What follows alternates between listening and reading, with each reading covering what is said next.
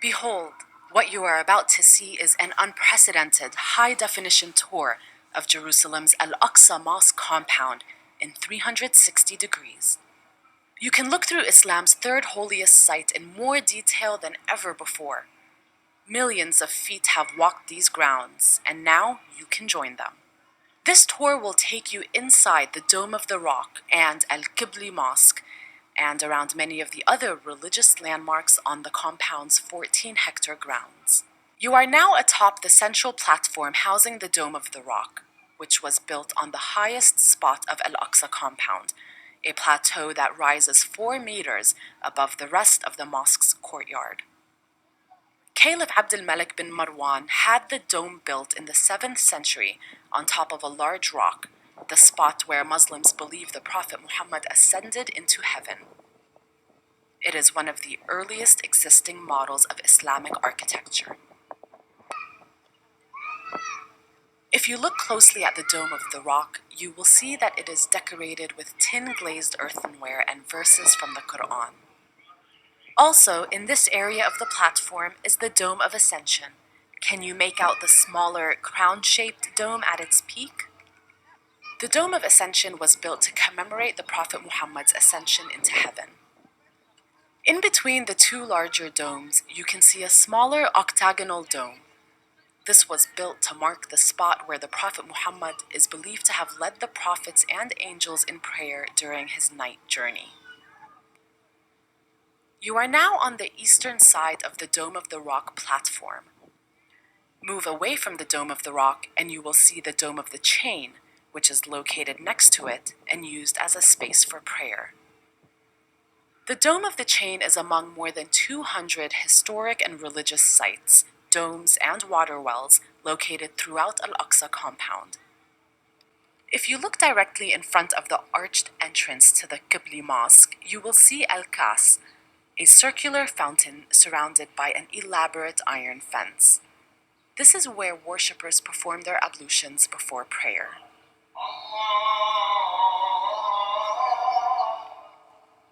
Although the mosque looks peaceful today, it has come under attack numerous times as Israeli soldiers have fired tear gas and rubber-coated steel bullets inside the compound.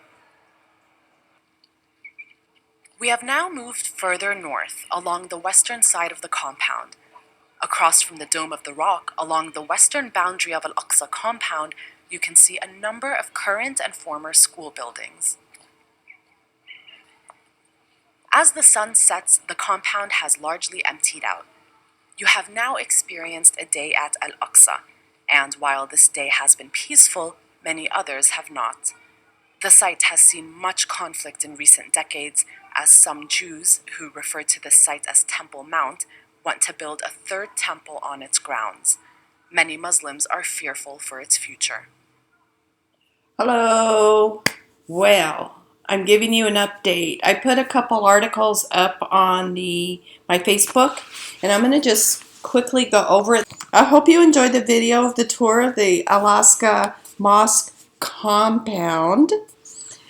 Stress the word compound there for you all. And I hope that you catch a glimpse of how important the compound or the Haram al Sharif is to the Arab nations and the Muslim people. If you caught, and you can listen again, if you want, try to catch, like they're talking about, different places of worship in the compound. They have a museum. They have all kinds of things. They look at the entire compound as a holy place, right? And so what I want to point out in the articles that I found, and let me go to it now, is here is the part of the joint statement, which I just, by the way, cannot find the joint statement online. So if anyone can find the whole 380 pages, please send me a link, because I've really been searching since the announcement last Thursday. But I did find this tweet by Donald Trump with a copy of part of the joint statement. But I want to point out here, let's see, the parties. Well, first I want to point out a couple things. I did not pull up any scriptures. I'm sorry with this. This is just informational and also for you to please watch. It's an encouragement to watch the movement as a result of this. This may be the beginning of some heavy-duty prophecies, and I'm not sure, but I do want to point out here that it's an historic breakthrough to further peace in the Middle East. Remember, they cry out peace and safety when there is none, and I will go into that. Opening the direct dialogue and ties between the two dynamic societies and advanced economies will continue to be positive transformation of the Middle East and increase stability, security, and prosperity. You know, remember when Jesus was tempted for 40 days by Satan, and one of the things was Satan said to him, I will give you my kingdom if you bow down to me, and Jesus, didn't do it, of course, but it showed two things. One, the world was Satan's reign to give, and number two, he used the temptation of worldly things, right, to be worshipped, stability, security, and prosperity in the region. To advance the cause of peace, dignity, and economic opportunity for the Palestinian people. Now, I add a question mark there. The parties will continue their efforts in regard to achieve a just, comprehensive, and enduring resolution to the Israeli-Palestinian conflict to enable the Palestinian people to realize their full potential. Sounds really good, but where are they getting that? They're not talking to any Palestinians. So we're trying to impose to the Palestinian people our opinion of what they should be doing and how to resolve this. Israel affirmed, now this is where I want to point out, that Israel affirmed that as set forth in the vision for peace, again, all Muslims who come in peace may visit and pray at the al-Aqsa Mosque. Notice it's not Haram al Sharif. Notice it's not the al-Aqsa Mosque compound. It's just the mosque. And Jerusalem's other holy sites, key word here, will remain open for peaceful worshipers of all faiths. Now, I wanted to show, because this is part of the original document tweeted by Trump. Now, let me go here. So this is a report I found. It's dated August 28, 2020. Somehow these people are finding this document, and I tell you what, I'm not. I said that again. The normalization and the status quo of Haram al Sharif, the Temple Mount, al-Aqsa. Okay? So I'm going to read through some of this because I think this says it very clearly. So the pending agreement between Israel and the United Arab Emirates, which would normalize relations between the two countries, has received much attention, and understandably so. Whatever one may think of normalization, this is clearly a seminal event in the annals of the Middle East. However, since the negotiations are still ongoing, and apparently not all the terms have been agreed upon, few details of the pending agreement are public knowledge, which is so true. There is one exception, and it is to be found in the joint statement, released by President Trump, which is what I just read to you. To the casual reader and observer, it would appear that there is a major breakthrough relating to prayer on the Mount, whereby Muslims will be allowed to pray at al-Aqsa, while the status quo on Haram al Sharif is being maintained, and we'll get into that in a minute. The truth is precisely the opposite. While the former is not at all new and trivial, the latter is a radical departure from the status quo and is far-reaching and potentially explosive ramifications. Now, I want to place a statement here. I lived in Israel for 11 years. I lived both on the west side, the Israeli side, and on the Palestinian side, the east side. When I lived on the east side, I lived on the Mount of Olives, Jabal Zaitun, that overlooked the old city. In front of my compound, I lived on international land, but in front of I wasn't a compound, actually. The area I lived was the beginning and the start and the sparks that led to the Second Intifada, which, if you are aware, caused a lot of turmoil and problems ever since. What kicked off that Second Intifada was that Ariel Sharon went on the Haram al Sharif, or Al-Aqsa Mosque compound, or the Temple Mount, and it created havoc. All right, but it will have explosive ramifications, and I will show you why here. The Muslim pilgrimage to the Al-Aqsa is not new, and normalization changes nothing, period. It's just a wording here, and a lot of people that don't know, that don't, have time to dig deeply, or not historically inclined or directly involved, don't understand that this is very tricky wording, okay? And that's why I wanted to point this out. This is like part of the great deception, I believe. We have many deceptions, and this is leading to a great deception, I believe. But it's like, what is black is white, what is white is black, what is a lie is truth, and what is truth is a lie. It's like that. So Israel has been openly encouraging Muslim pilgrimage to Jerusalem for years. So here's an article. Times of Israel. 2018 saw a record number of tourist visits from Israel from Muslim countries. Among the visitors, amongst almost 55,000 citizens of countries that do not have formal relations with Israel went there. Okay, so a record number of visitors from Muslim countries came to Israel last year, including, it says it again, nearly 55,000 from countries that have no diplomatic relations with Jerusalem or Israel. So back to this. And succeeding in recent years, until the outbreak of the COVID-19.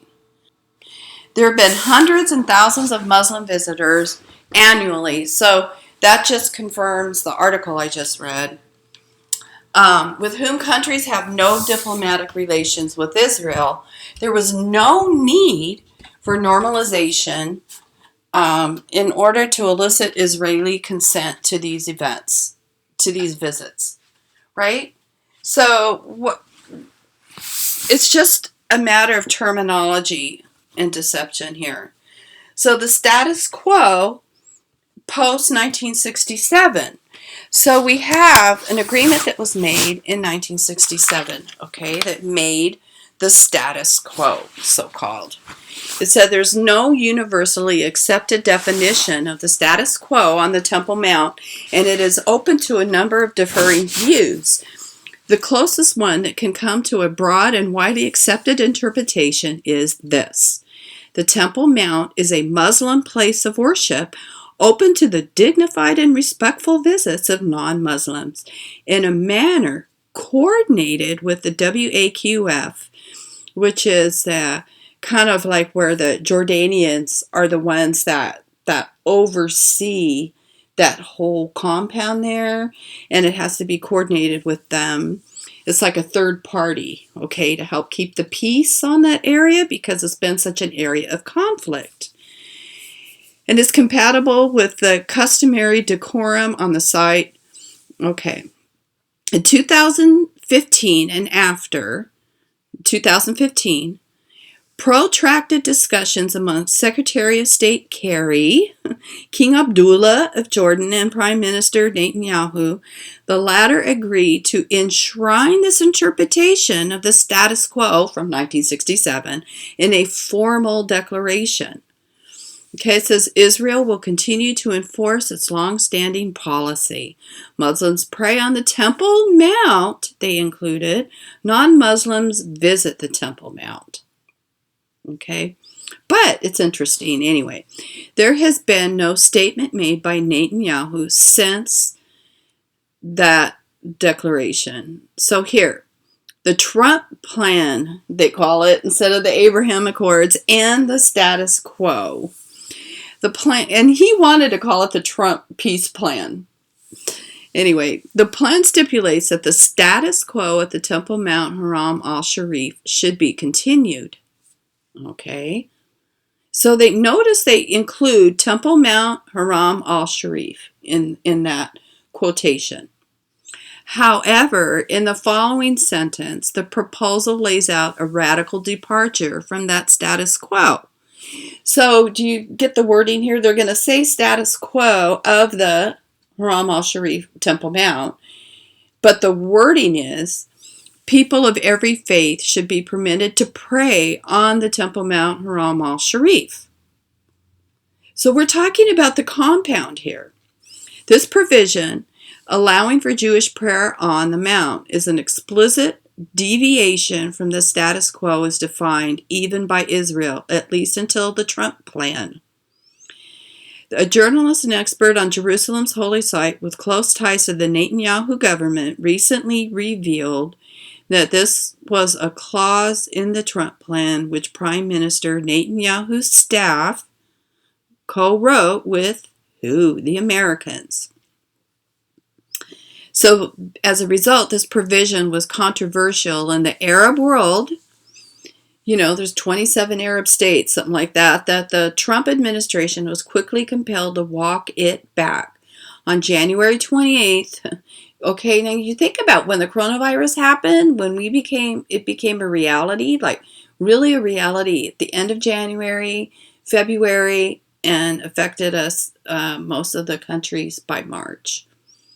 After the publication of the plan, U.S. Ambassador David Friedman took advantage of the press briefing to disassociate the Trump administration from this provision. Now let's see if it will let me scroll here. Come on, baby. This is so slow. There we go. The status quo in the manner that it is observed today will continue absent an agreement to the contrary. So there's nothing in the plan that would impose any alteration of the status quo that is not subject to agreement of all parties, says Freeman. I'm sorry. That should have laid things to rest, deferring any discussion of changing the status quo and allowing for Jewish prayer indefinitely, but it didn't. The joint statement on normalization and the status quo, as noted, the joint statement provides that all Muslims may visit and pray at the al-Aqsa Mosque. Yay! While Jerusalem's other holy sites should remain open for worshippers of all faith. It is imperative to compare this text word by word with that in the Trump plan. While the Trump plan speaks of access to the Temple Mount Haram al Sharif, just as I stated earlier, the joint statement speaks specifically of access to the al-Aqsa Mosque, not Haram al Sharif. Israel defines al-Aqsa as the structure of the mosque, as does the wording of the statement.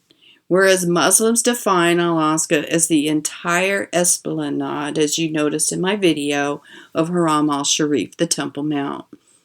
Consequently, according to Israel, and apparently to the United States, anything on the mount that is not the structure of the mosque is defined as one of Jerusalem's other holy sites, and open to prayer by all, including the Jews.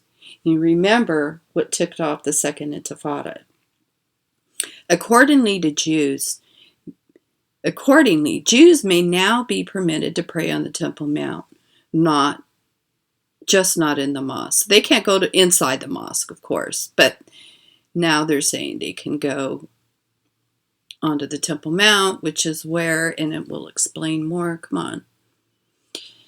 So after 1967, a movement emerged now known as the Temple Mount movement, largely but not exclusively led by the extreme nationalistic religious Jewish right, which seems to radically alter the status quo on the Temple Mount Haram al Sharif.